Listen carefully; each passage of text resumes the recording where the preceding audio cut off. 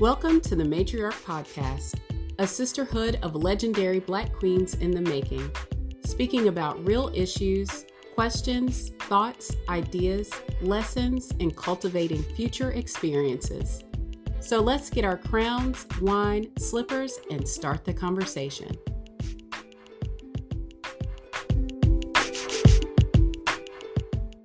Hello to our MatriArch listeners. Thank you so much for chiming in and listening in. I really am excited today about our guest that we have. She is in part the reason why I decided to start this podcast, and it is just really going to take off. So the meaningful relationships we had with our grandmothers and how we remembered their strength, their sacrifices to move a generation forward, all with love, care, and intention, is what we are here to do and just provide for our listeners. So I am so excited to announce our next guest. First of all I can say is wow, because I'm so blessed to have our next guest as a sister, friend, supporter, and so much more. She has accomplished so much in such a short amount of time. So let's get started with her introduction. She's a beautiful Black queen within her own right, making this world a better place for all of us, not only within her profession, but also as a family's matriarch. She has chosen to dedicate herself to her community. She illustrates time and time again her love, warmth, strength, and lessons to her family, friends, and community, both personally and professionally, which is super impressive. She holds a bachelor's in human resource management from the University of South Carolina and a Juris Doctorate from North Carolina Central University School of Law, where she served as a senior editor of the Law Review. While attending law school, she participated in criminal prosecution clinic and the alternative dispute resolution clinic, where she mediated domestic violence, child support, and criminal misdemeanor cases in district court. After obtaining her law license, she was an adjunct ethics instructor for Virginia College and worked as a staff attorney for Legal Aid of North Carolina for almost 5 years. Right now, she is Chief Equity, Ethics, and Compliance Officer for Florida Gulf Coast University, overseeing the university's compliance and ethics program. In addition to her work, she has a beautiful daughter, Marley, and a supportive husband, Devin, that resides in Fort Myers, Florida.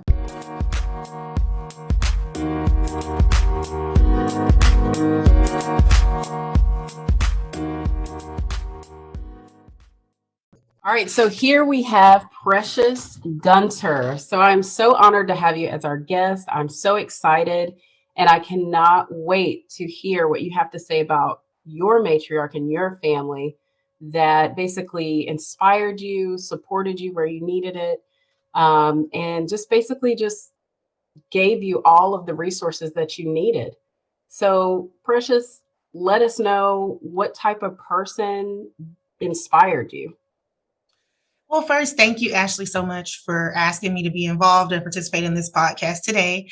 I greatly appreciate it. I just want to start by saying I'm so proud of you and all the women out here like you that are entrepreneurs, that are moms, that are making waves and blazing trails for our future generation and for our daughters and our sons, and the importance of having this type of organization and podcast in the first place. So thank you so much, and kudos to you for starting this and getting this off the ground and running. It's very much needed. So, when we talk about matriarchs and, the whole purpose of your organization and why it exists, there are so many women that influenced me. In terms of, externally outside of my family circle, I always refer to what I call my holy trinity. And I always tell people it's Michelle Obama, Beyonce, and Serena Williams. So, those are my three that even when I had my daughter, I contemplated placing their pictures over the bed of her nursery. Oh, wow. Because those are three women that inspire and motivate me in very different ways. But I think help to kind of sum up who I am in terms of my personality. But when we talk about my family and the women within my familial structure that inspired me and encouraged me, I remember the first time I ever heard the song Brown Skinned Girl by Beyonce. Mm-hmm. And I love that song so much, and it resonated with me so much. And at the time, I didn't even have a child. But I had envisioned, I had a vision of that if I ever had a daughter, that I wanted to use that song to display the matriarchs in my family and lead up to her birth. So imagine my surprise, of course, when I ultimately did become pregnant and then did have a daughter. And it was one of the things that I incorporated into my baby shower at the end. And what I did is I went back as far back as I could in my lineage, for myself, for my mother and my father, in terms of their mothers and their mothers' mothers, etc. And I literally created this tree, where I showed, like my great great great grandmother on my maternal side, and then the great great grandmother on my paternal side, and brought the pictures all the way down to ultimately to the creation of myself, and then now the creation of my daughter, which I thought was very powerful, because now she will have that image one day to see all the women that she was derived from, and understanding how that energy and that power transcends generations. And I just think that was very powerful. And so when I think about the matriarchs in my family, I have so many, but of course my mother and my grandmother are probably, two of the most that I had the opportunity to kind of watch and be around every single last day. And I clown and I joke, but I was the kind of kid that literally was watching like her every movement, right? Everything she was doing, I was watching. She couldn't lie. She couldn't, if she tried to tell a lie, I would catch her in it. I was like, but that's not what you said yesterday. I'm like, well, you said X, Y, Z. And she's looking at me like, shut up. You're always talking. You're not going to say. So, but I literally was watching and soaking in everything about her or about them. And it's funny because my daughter, she's 1. And of course she's not, she talks, but not, not conversationally. Right. But I noticed that she watches me. She's already watching me and does everything I do. A couple of weeks ago, it was so funny because yes, I'm out of shape and I work out. And even though I work out and have lived in 2-story homes and 3rd-story apartments, for some reason, I still cannot walk up a flight of stairs without being out of breath. And my child weighs almost 30 pounds. So when I carry her up the stairs, it's even worse. So every time I get to the top of the stairs, I'm always out of breath. And so a couple of weeks ago, she mimicked me. Like, so I got to the top of the stairs. Being out of breath? Oh my goodness. Yes, and I was out of breath and I'm like, and then she starts and she's like, and I was like, wow, she literally pays attention to every single last thing I do. Absolutely. And I think that that's important when we talk about, setting that stage and the influence that we have on people, on things and sometimes that we don't even know that they're watching. So I would attribute a lot of those things to, my mother and my grandmother, who certainly instilled in me at a very early age things that I think are important in terms of being a woman, strength.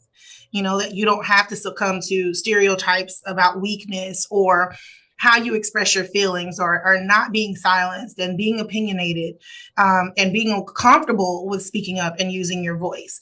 And those are things that I always saw them do, very early on. So.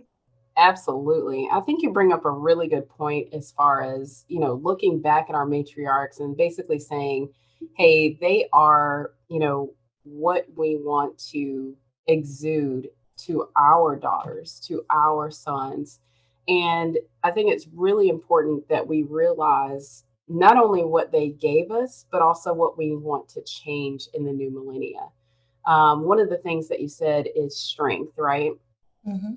Black women are known within our community for strength, which is the epitome of the existence of matriarchs.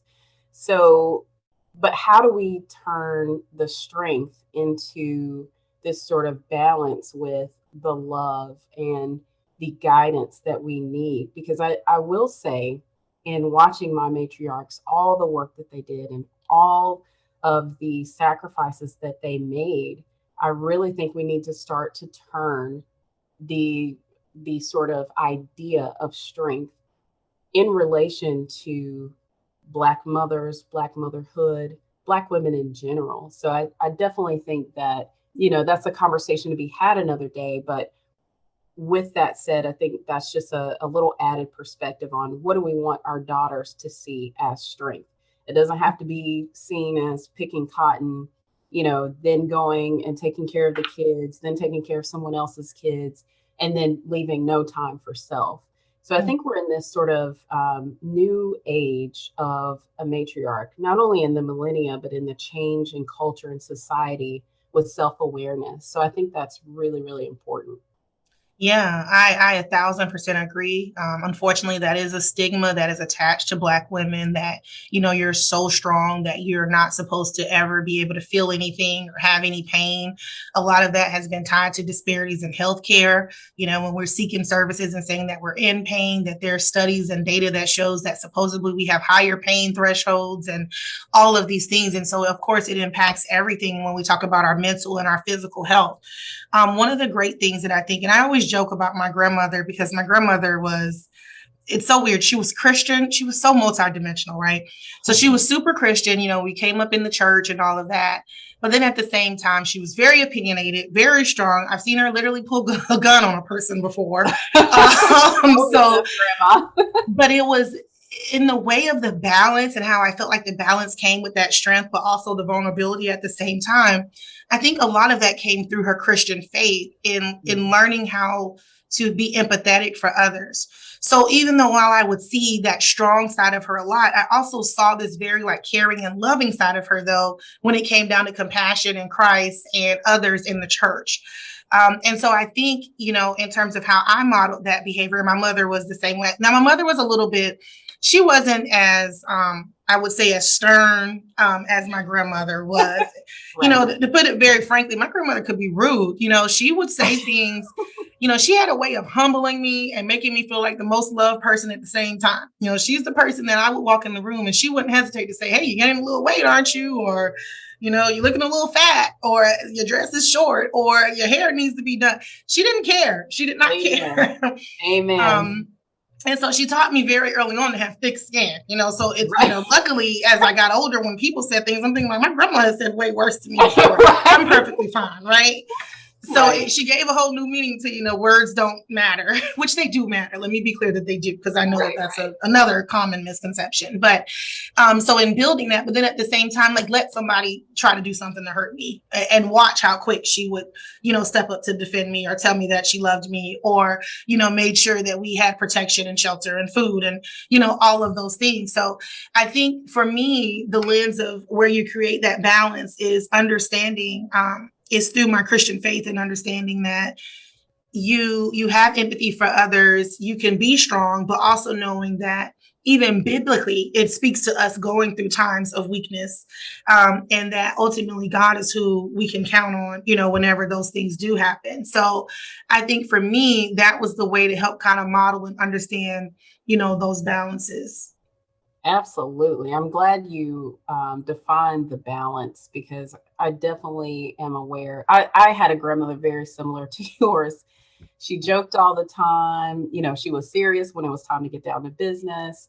But through her spirit in her church, even with us, it wasn't only through church, but I really am blessed to see how she struck that balance and how when she was at work, she was at work. And when she was, being a mother, grandmother, she was doing that. But it is just amazing to see. And I will say this, I've seen my grandmother fight. I haven't seen her pull a gun, but I've seen her in some fist fights. So, it is something to see your grandmother like all out with like some people just brawling. Like it's crazy. Yeah, I imagine so.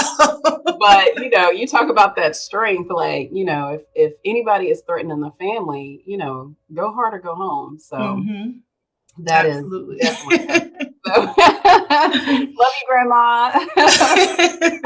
But yeah, so it is just crazy. But the inspiration that comes from our sort of that generation, because they were, I don't know if your grandmother, in the South, typically grandmothers had a place in home, they had a place at work, but my grandmother also picked cotton when she was younger. The sort of crop farming still existed, unfortunately, when she was born, and so her brothers, all of them picked cotton, and so I've always thought to have this sort of, I have an idea around cotton, right? I have feelings around cotton. Not necessarily when I wear a shirt, But when I see cotton, especially when I'm passing through the South and seeing fields and fields, all I think of, oh my gosh, my people were here. They were picking cotton. I think about the heartbreak and all the history that entails cotton, right? But Mhm. then I'm also thankful for it because God got us through those hard times. Um, and I'm trying to see the positive in the cotton and how our matriarchs, not only did they pluck the cotton, feed the cows, all of the things that entail a farm, but it's just interesting to see how they transitioned from their grandparents to them and now to us. So I'm trying to see cotton in a good light because Mhm. we are standing on their backs Mhm. and understanding how we can sort of just be not only in existence, because God carried us through that as well, but how we can sort of just transition our mindset to honor them, but also the change the mindset, excuse me, for our future generation, right? Mhm. Because they will be going to school. Like my kids don't have a choice. You're going to college. Yeah. So what does that look like as far as, us guiding them, us helping them understand and navigate, but also giving them our history and traditions that our matriarchs passed down to us. And I feel Mhm. that that story is linked to cotton. Yeah. Yeah, when you talk about that, it makes me think about you probably have seen the t-shirts and the signs, and it's one of the phrases that I absolutely love. And it says, I am my ancestors' wildest dreams. Yes. And I love that phrase because, I just, when I read that, I envision them like up in heaven and like just looking down at us and like, oh my gosh, like just look at Precious and look at Ashley and look at, look at everything that they're accomplishing and still pushing and fighting for. I literally did a presentation yesterday for an organization, and I titled it The Future of Black History. And it was something that they wanted to do for Black History Month, but I felt like it was good to talk about the history that we're creating today. So what Black history are we actually making today for the future? And one of the things that I talked about in that presentation was that essentially we still have a lot more work to do. Hmm. I compared a lot of data during the civil rights era to the current era now and talked about how a lot of these things, while there might have been some change, there really hasn't been much. So in terms of, wealth, compared for Black Americans versus white Americans, not their home ownership has literally remained unchanged from 1968 to 2018 for Blacks in this country. So there are a lot of things and a lot of work that we still have to do. But in doing that, it's important, I think, when we're talking about setting that stage for our children, to let them see and understand the struggles, like you're talking about, that they understand that when they see those cotton fields and when they see all of those things now, all the pain that went into that, but also all the resiliency that also coincided with that, and the fortune that we have today. When we look back at what they went through, during those times, and how truthfully we probably haven't been through anything close. I know people process their own trauma differently, and you can assess on scales, the impact and all of that. But if we're truthfully speaking and we're being very objective, then we've gone through nothing close. And so in making sure that they understand that, and then also understanding the importance of legacy and the importance of creating the history that we want to create for our generations to come. So, I mean, I think that's how, my child's only one. So some of that, we're not talking about just yet. But with my nieces and my nephews and my cousins and my great nieces and nephews, and, those are the types of conversations that I'm having with them and trying to model that behavior myself, trying to allow them to see that in me so that they can say, okay, well, that's how I want to be. Or that maybe one day they will teach their grandchildren or great grandchildren about their great grand aunt, who would be me, and, what they learned or saw her do. And maybe a lot of that will get passed down. And so they will understand, and we could still possibly have that impact. But I mean, yeah, it's a lot of work. It's a lot of trauma. It's a lot to unpack. It's a Hmm. lot of things that have been passed down generationally, a lot of hurt and pain, sometimes that families don't want to acknowledge, and making sure that, those things are addressed and taking steps to try to alleviate a lot of that trauma and pain, and recognizing that, while you want to take the good things, you want to try to leave some of those bad things where they are and change that going forward. So really having, those conversations and setting that stage. And not, I'm talking about it in terms of my daughter, but, with my husband, I have those same conversations, right? Because for me, I have a very different reality from a lot of people in that, unfortunately, my mom died when I was 14. So because of that, I'm constantly always aware of death and constantly always trying to make sure that I can preserve everything that I possibly can preserve for her in the event that I'm not here. So I'm always telling him things. Like, I'm always like, okay, and if something happens to me, you make sure that she knows this. Or I'm writing journals and I'm writing her letters and I'm keeping all these artifacts and all of these things, because I want, if I'm ever not here, I'm trying to lay the blueprint so that if she ever wonders, she has everything that and I know she'll never possibly have everything. I can't answer every question that she may possibly have, but I'm trying my best to come close in the event that I'm not here. So it's not even necessarily about the message that you always pass down to them, but also the message and how you leave it with others to make sure that if you're not there to communicate your message, that they communicate it the way that you want it to be communicated. Amen to that. And look, I completely understand. I actually have started my journaling this year. I have a gratitude journal, and then I also have like, hey, this is what really is going on journal. They can't read that one until they're like 25. Right. We'll save that one for later. But yeah, it's very interesting that you talk about sort of leaving this trail for them to not only sort of have reference to, but also to, just kind of have a piece of history that was actually in the moment, and they can read, oh, my mom was thinking this, or, she was going through this at the time. This is a piece of history that was going on, particularly voting rights that are being, stifled in many counties, many states.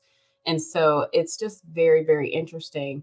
But you had touched on, just sort of in our ancestors' eyes, what we're doing and how they're sort of looking down on us. And I'm currently reading the classic slave narratives by Henry Louis Gates Jr. And I am just reading this and I'm just like, oh my gosh, we are fighting the same battles still. I can only imagine. I am going to watch the Frederick Douglass 5 narratives that is on HBO Max. But it is just enlightening, and it is very evident that this fight is going to continue for I don't know, X amount of years. You think about slavery, Jim Crow, civil rights. And it's almost as if, hey, we've been enslaved for 400 years. And this right now, in this moment, we're looking at our 100 years out. It hasn't quite been that long, but, we're forming this new landscape that is so interesting. And I find it that, our matriarchs had that in mind, and they knew what we were going to be fighting. Not the same battles that they were fighting, which were more physical and, you're shunned, you can't come here as far as discrimination. But I think it's just really, really interesting to see how they prepared us and how they impact us to move forward. So I just, it's amazing. But I do want to ask you, how would you describe your matriarch's impact of your being a mother to your daughter and family members today? Like, what do you want them to know? Yeah. And so in that same regard, in that preserving stuff, right? I share stories all the time. That's one of the things I do with my nieces and nephews so that they can see my mom and see my grandmother. We have home videos, we have audio, we have things like that. I share stories, so that they understand the impact that this person has had, not only on my life, but on the lives of others in our family, as well as in our community and our church. Because I want them to understand the importance of this person. And I don't want the memory of that person to ever fade or die. Like I want it to sustain and to last long beyond when I'm here and whenever. Like I want these stories passed down forever. And though that was the same way that it was for me coming up with my great grandmothers that I never had the opportunity to meet. I would hear my mom talk about her grandma all the time. And you kind of wish sometimes like, dang, I wish I could meet her. But, you look at pictures of her and you got all these stories and you envision like, well, what was that like? And so for me, I think that's one of the most impactful ways that we can spread that message and pass it down is share these stories, let them know about them. Let them see these pictures. Hey, a lot of those pictures, they are fly. Like I'm looking at pictures of my grandma and my great grandma, and I'm like, wow, they were bad, like what happened to my body? But, that's a conversation for another day. But, I'm looking at them with their afros and their, 40s and 50s regalia. And I'm like, they look good. And I like to show it to people too. Like, look at my great grandma. Look who I came from. You see that Coke bottle shape? That's me all day long. Because I want them to see this. Like, they're beautiful. Don't believe what people tell you about, Black women or how they look or how they're perceived or what standards, they're not conforming to in order to determine their beauty. Like to me, you're looking at these pictures and you just can't deny how beautiful they are. And then to know like they carry that beauty with such grace and still accomplished, all of these other things at the same time, or the fact that, when we talk about these previous generations that they birthed 8 and 9 and 10 and 11 kids and, without medical intervention, or if so, very little medical intervention, it's mind blowing, as I'm sitting here about to break down from having one. So, with all these resources at my fingertips. So, I think those are the types of things that, I want to pass down and make sure that they know and see. So I have pictures of them up in my house, like my great grandmothers, their pictures are up, my grandmother, my great grandmothers. And we're talking a lot about grandmothers and that lineage, but I also want to just take a quick second and talk to you about my aunts and my great aunts and all of them. I have a lot of aunts. My mom only had one sister. Well, she had one sister and then she had 2 half sisters. Her 2 half sisters I never met. They were deceased before I was one of them died when I was younger. So I never met her. But her sister, that was her sister that she grew up with. Of course, I did know her and I had a great relationship with my aunt coming up. And then my dad has 4 sisters that I grew up and still am very close with till this day. So, I text them all randomly a lot and just say, good morning, my queens, or, all of that, because they all play the roles in just different spots. It might not even be that they were physically present every day, but there have been times, just throughout my life that I know I can call aunt so-and-so and aunt this or aunt that. And like right now on my paternal side, my dad still has a lot of aunts that are still living. His mother is deceased. So I don't even have a maternal grandmother or great grandmother on that side, which my paternal, great grandmother, she was alive up until she died when I was in maybe like 8th or 9th grade. So I actually did know my great grandmother on my dad's side, whereas his mother was deceased when I was younger. So I actually didn't know her. But his aunt, which is his mother's sister, my great aunt, who is kind of one of the bigger matriarchs in that side of the family. So on that side coming up until this day, I still, interact with her a lot. The first time I took my husband to meet her, and she's almost 90. She is 90. I think she's 90 or 91 years old. And the first time that, she ever met my husband, which keep in mind, my husband and I have been together for 17 years, crazy. Yeah. But so when she met him, she was like in her 70s. Wow. And the first thing that she does is she threatens him, and she tells him, that if you do anything to hurt her, you're going to have to answer to me. So he and I still laugh about that, all the time till this day. But, she's played a big part too. And this is somebody who, 80 years old, still outside plowing her garden by hand. And it looks perfect. Wow. The rows, everything. That every time you come to her house, there is a hot meal on the stove. And it doesn't matter what time. You can come in there at like 1 p.m. and it's like fried. I was like, so did you fry chicken this morning at like right? Why is this food already cooked? But I can never ever remember going into her house and not smelling food and fresh food and meal like on the stove. And I mean, every day. Yeah. And keep in mind, I didn't even grow up there. So I'm talking about I'm sporadically popping up twice a year. And every time I do, there's food on the stove.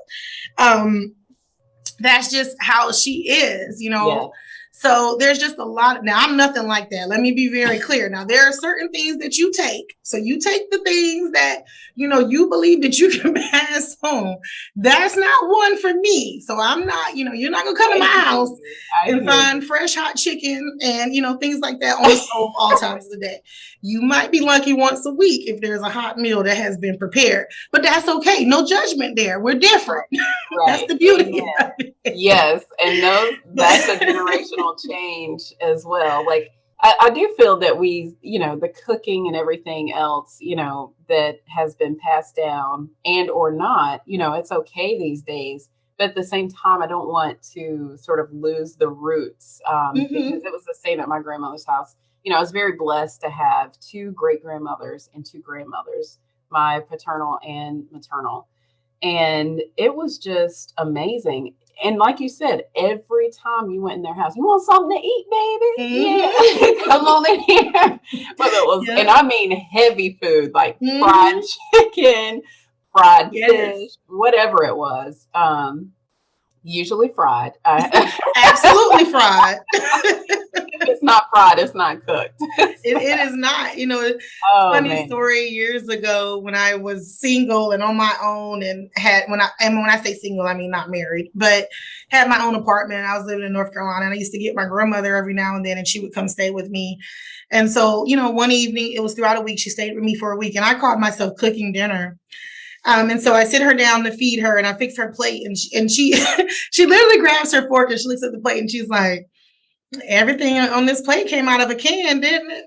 Oh my goodness. Well, grandma, you know, and it was like rice, baked chicken, and like green beans. I'm like, grandma, I didn't have time to snap beans today. I'm sorry that you got green beans out of a can and that this yellow rice came out of a Nord, you know, 5-minute rice bag. The chicken I did bake. But, you know, it was just so funny because it didn't register to her at all. Like she really was thinking like, well, what is this? Right. Oh my gosh. I'm like, eat it, lady. Yes, exactly. So it's funny you say that because I tried to serve my grandmother turkey bacon. Said, I know you got cussed out. What is this? She said, I don't want this imitation bacon. And I just died laughing. Oh my goodness. And I was like, Grandma, here's the real bacon. I wasn't sure, but I wanted you to try it out. You're on the verge of having diabetes. I'm just trying to look at it. She's like, I'll take my chances. Exactly right. It's so crazy. You know, we'll talk about food another day and in the Black community, but you know, we were joking about this, but if it's not fried, it's not cooked. I mean, point blank. That is very, very interesting to say the least. But you know, going back to what you said earlier about Black being beautiful is, I think we've always known that we were beautiful. I think everybody else is jumping on the bandwagon a little late. That's why we have, our white sisters with these larger bottoms or trying to get larger bottoms.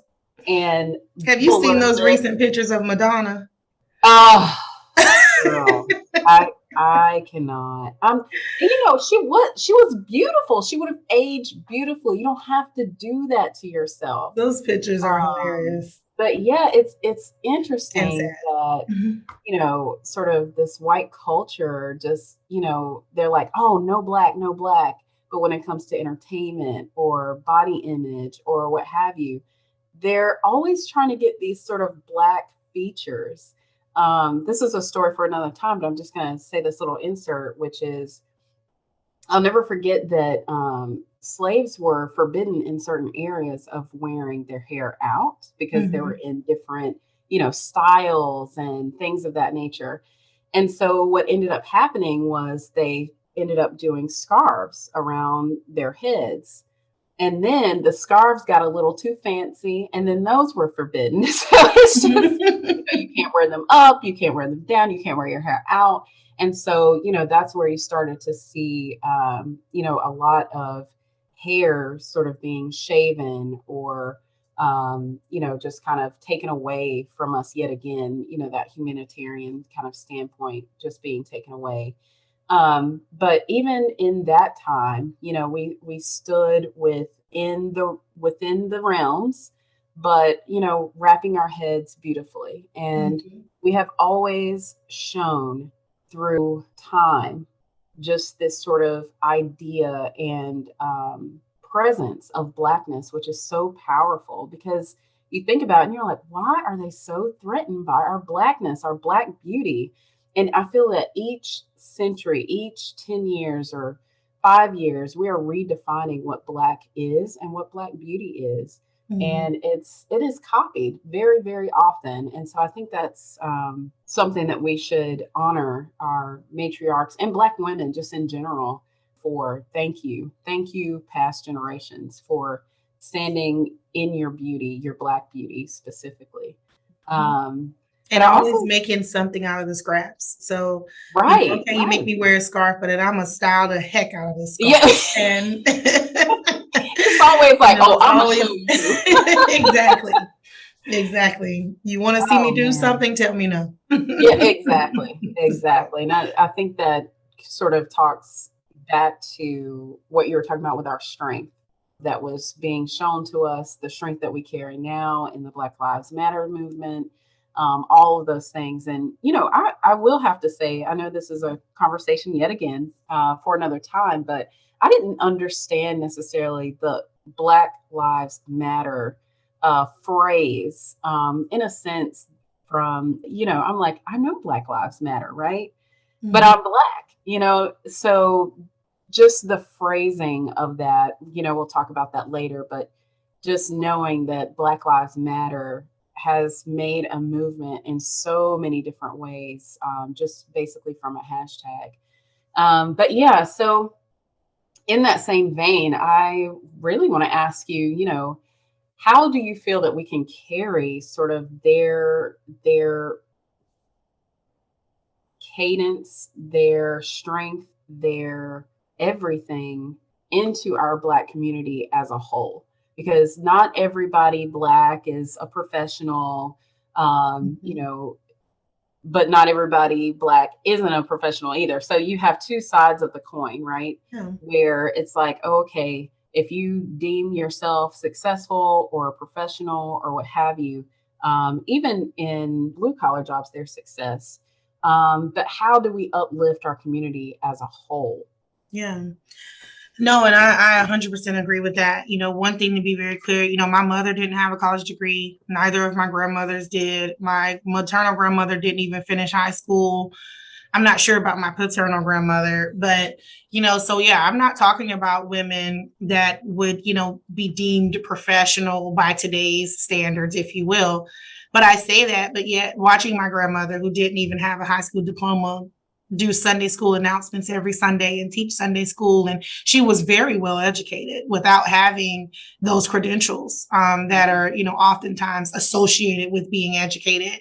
My public speaking skills, I learned from her. I learned from church. I learned from watching her give speeches, read scriptures, do prayers, lead choir, same thing with my mom, watching my mom, do those things. I learned those skills from them. So, education, of course, is not always tied to some actual institutional structure of how we deem or view education and the skills that can be used in life skills, because that's what we're talking about. We're talking about life skills. And life skills come in all types of forms and how we acquire them. So, so I don't necessarily, of course, think in any way that is a requirement or an indication of whether or not somebody is knowledgeable, wise, educated, you name it. And so I still gathered a lot from these women that I've used, till this day and will continue to use. And so in carrying that forward, and how do you be those things for that community? it's that exact same behavior. I watched them stand in front of the community. I watched them work for the community. I watched them volunteer. I watched them devote time to our family and to other families and going to help people that when they were sick and couldn't cook and didn't have meals and bringing them food or helping their kids during the holiday. I've watched them do all of these things to help carry on these legacies. And as cliche as it may sound, it really does take a village. And everybody coming together and seeing the unity that exists and needs to exist, still exists in our communities. In some ways, of course, the world is more spread out now than it probably was during those times when you had more close-knit communities and how we were populated during that time. And that has changed, of course, a lot over the past 50 to 60 years. But within that, I think social media, though, still creates that avenue to still draw those ties. So things like this that you've created, where you can still bring people together, even when they're not necessarily physically present in the same communities, but to still find that community and that connection to carry on all of those traditions and all of those, beliefs and things that are important to our culture, important to us as women, important to our future generations. And so I think that that's, one of the great ways that you carry on those traditions. Let them see that, I'm doing things here at the school. I bring my daughter. We've had several speakers for Black History Month. I'm sitting on a panel next Tuesday for Women's History Month. She's one, but she's coming. She needs to see me doing these things. She needs to hear these messages so that she can learn and see these images and know that you have a lot of Black women that are making impact in this country and in this world that is important and needs to be recognized and acknowledged. Absolutely. I could not agree anymore. Yeah. I think, and thank you for pointing that out. I really wanted to have a place, have a hub for people to experience the Southern Sunday experience. And when I say Southern Sunday, I think you know what that means, Precious. You're in church all day. You're with your family after that. Mm-hmm. You have the reverend come and sit down for Sunday dinner. Then you got to not only wait on them to fellowship with the rest of the church, but then say a long prayer, and then you can eat. Yep. And then you go home and you kind of go with your immediate family and celebrate after that. So there's a lot that is lost with our disbursement. Of whether it's a migration from the South or traditions and things of that nature. And so it is so important, not only to me, but for all of us, that we basically have to sort of open up a space for one another. I know we're not physically holding hands, but can we virtually hold hands? Yeah. And kind of go from there. So I am just excited about what we're about to do here. And I'm excited about, what is going to be for our children and then their children moving forward. I don't know if it'll all be, sort of digital, but I do hope that we can at least carry on some type of vein of tradition in different ways. And hopefully MatriArch is that for some people. Mm-hmm. So I definitely want to thank you so very much for being one of our first guests. And I want to say thank you to the listeners out there. There will be more coming from MatriArch. Thank you for your patience and all of your goodness that you've shown towards us. So thank you. Thank you. Thank you again so much for having me. I hope that people are able to hear this and that they relate to it and take something from it that, they find beneficial. I look forward to several more conversations like this. I think, as you mentioned today, there were a lot of other topics that we could have delved further into. We can talk about all this forever. So depending on how much time people have, this could go on forever. I have so many stories about all the matriarchs in my family, and hopefully, the legacy that I'm leaving will be the same, that one day my nieces and nephews, my cousins, my brothers and sisters, my husband, my daughter, they'll all have the same similar stories and revere me in the same way that I revere the matriarchs that have had an impact on my life. So there is no doubt in my mind whatsoever. We'll view you in that light. Look, we'll see. But But again, thank you so much. And this was Thank you. great. And we'll definitely have you back on. Oh, thank you so much.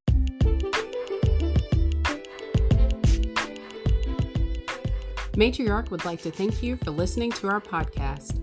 Please visit matriarchmom.com to continue the conversation and join the sisterhood of other legendary Black queens in the making.